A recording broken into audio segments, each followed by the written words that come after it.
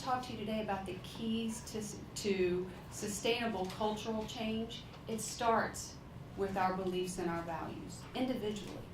And then collectively, we influence the collective values and belief, whether that's in our group at our table, whether that's in our organization. But if we don't have those beliefs and values, we don't act.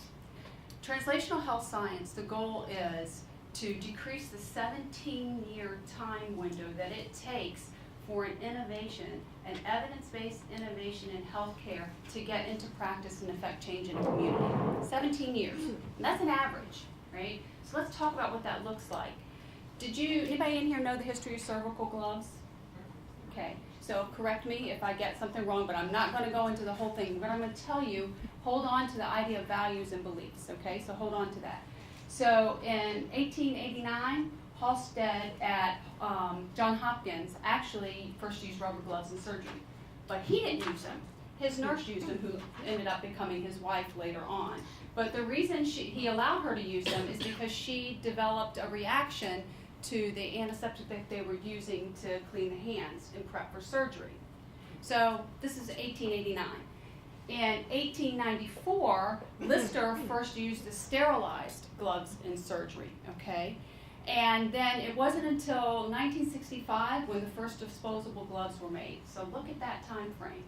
Now, why did it take so long? Well, there's a big debate going on at the time about how do you control contamination in surgery.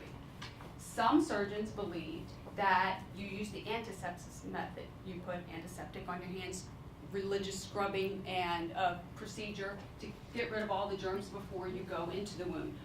Others believe, and that's what was practiced in their surgery suites and in their hospitals.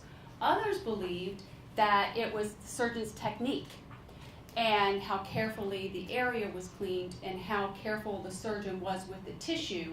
And if the tissue was damaged, then it was more susceptible to germs and contamination. Still others believed that if the surgeon kept their hands covered and away from germs, even without washing and gloves and other things, even to the point of not touching things in their own household, then they could stay clean enough so that they wouldn't contaminate the area. So this is what we call local cultures and local values. And these values and belief systems and the debate among them kept healthcare practice from advancing as quickly as it might.